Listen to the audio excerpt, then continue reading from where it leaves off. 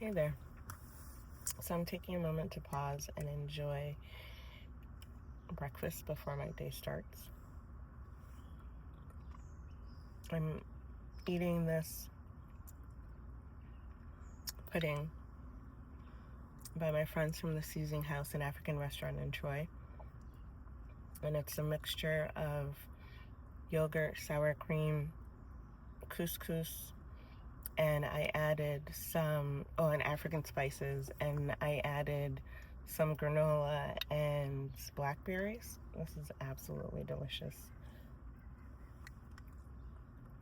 I'm going to need tubs of this in my refrigerator. So good.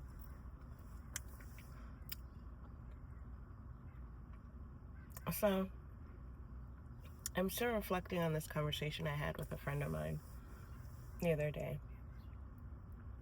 We have known each other for over 28 years, and we lost touch. Well, not necessarily lost touch. Life gets in the way. And it's always great catching up because the conversation picks up as if time hasn't passed.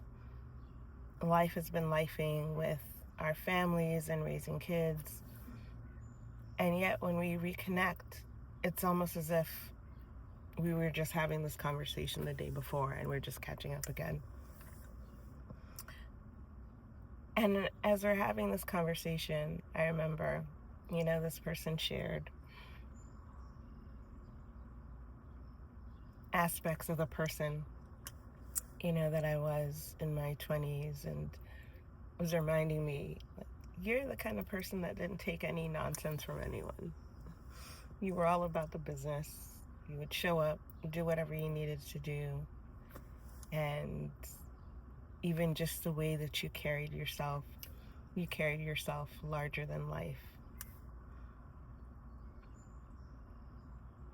And what people don't understand is that sometimes the first or initial impression might seem like, oh, this person is unapproachable, because you just carried this air of grace and dignity and poise that also made individuals feel like when they approach you for whatever request or need, that you needed to be on your best.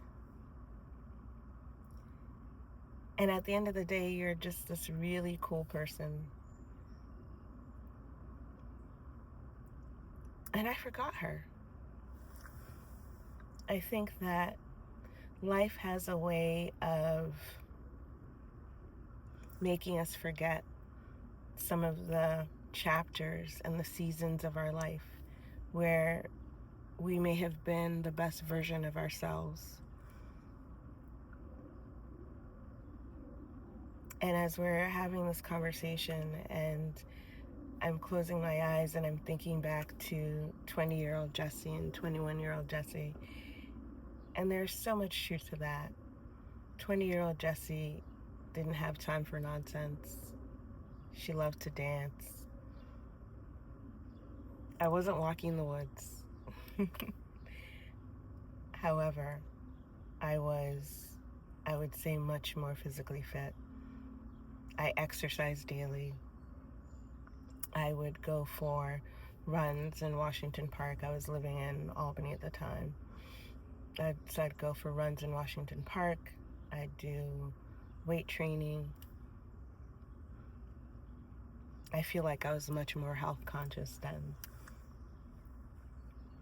And even going into 21 and 22 and eventually moving to New York City, I feel that I was, again, much more adventurous, much more willing to try new things, explore new spaces, have different kinds of experiences, especially those in the arts. I loved going to the museums and jazz clubs and all sorts of different things, especially when I lived in New York City. And there's a point where I was teaching and I also wanted to introduce my students to that. I remember I came up with the Super Saturdays activity. And once a month, myself and sometimes another one of my teacher friends, we would take up to 10 students. I would cap it at 12, but we would take no more than 10 students. And my goal was to have them travel beyond 125th Street in Harlem.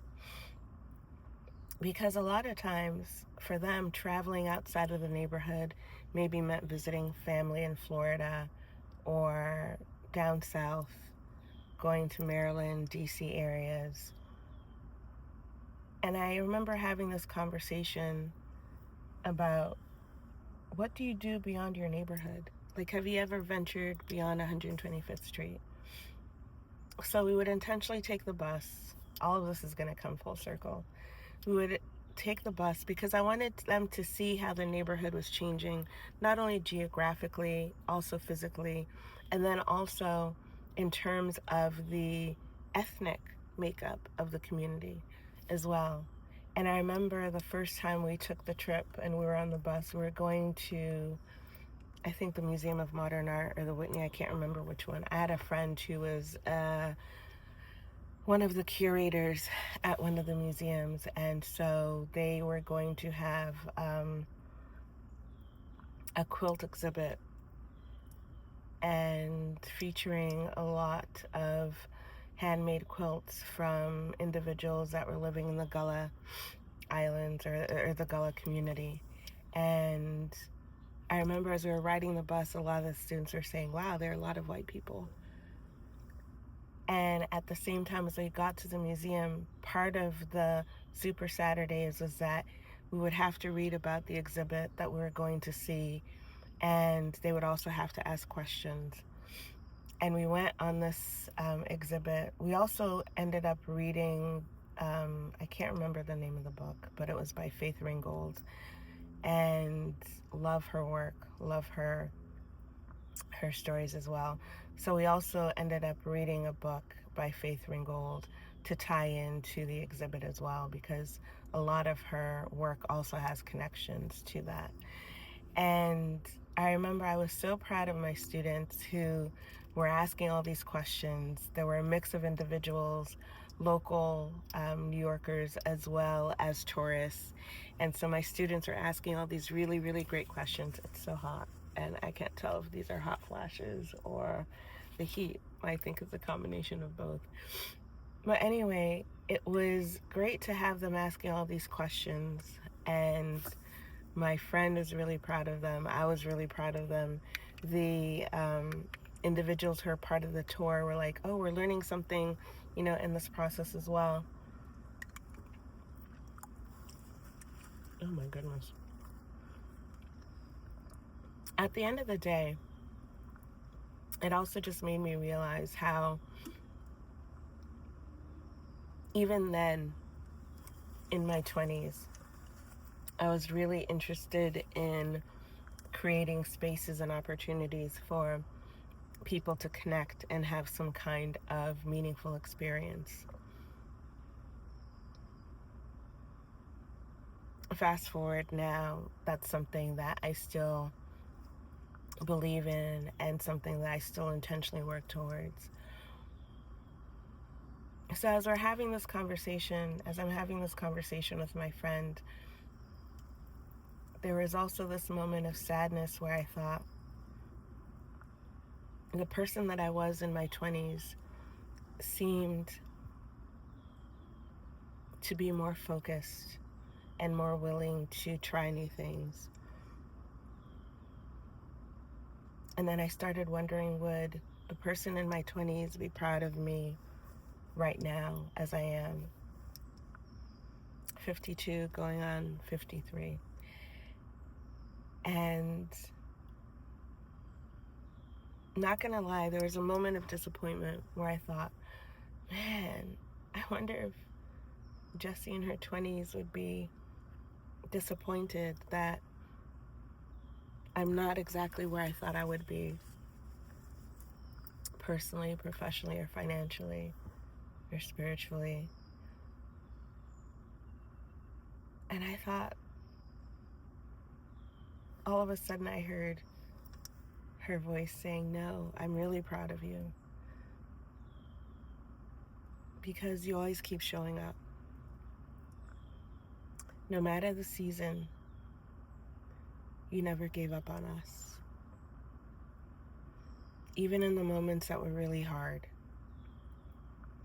Even in the moments where there were situations that took your breath away and made you question your worth and your value, you still showed up.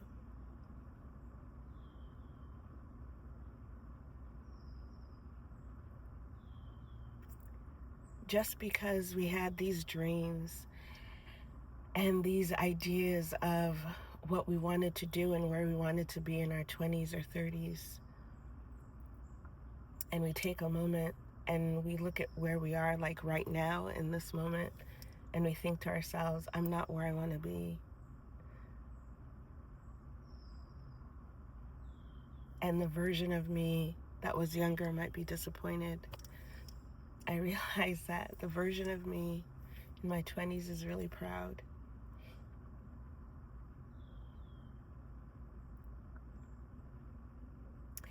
Because there's also this understanding that in this present moment, you can still make a decision to make different choices, pursue a different path.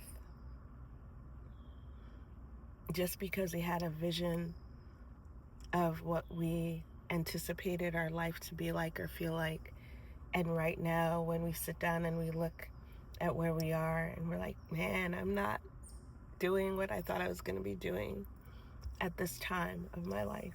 I'm not where I thought I was going to be at this time in my life. It doesn't mean that life is over. It's just beginning.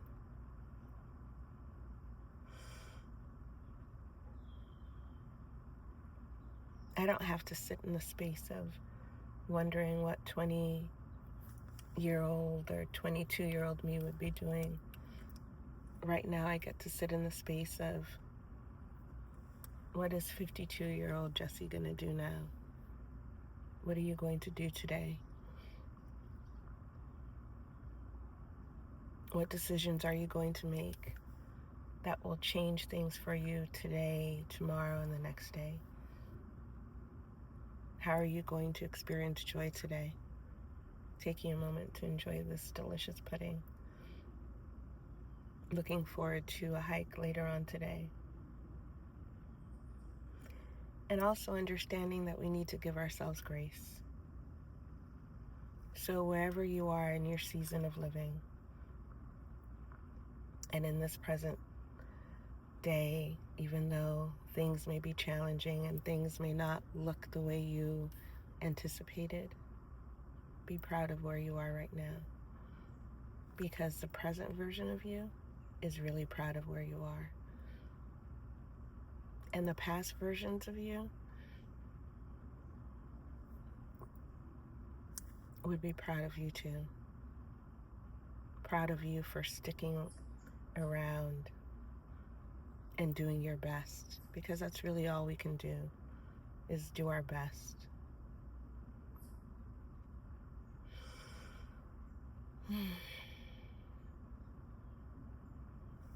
So it's great to catch up with my friend and remember the past versions of me. And I'm honored to remember the past versions of me. And I'm super excited to focus on celebrating the current version of me, the present version of me, that is looking forward to adventure,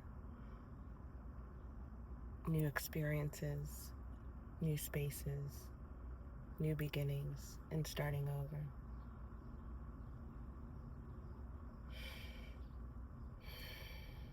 We got this. And on that note, I'm gonna finish enjoying my yogurt and sit in silence for a little bit and just listen to the wind passing by and the birds chirping in the distance. Have an amazing day.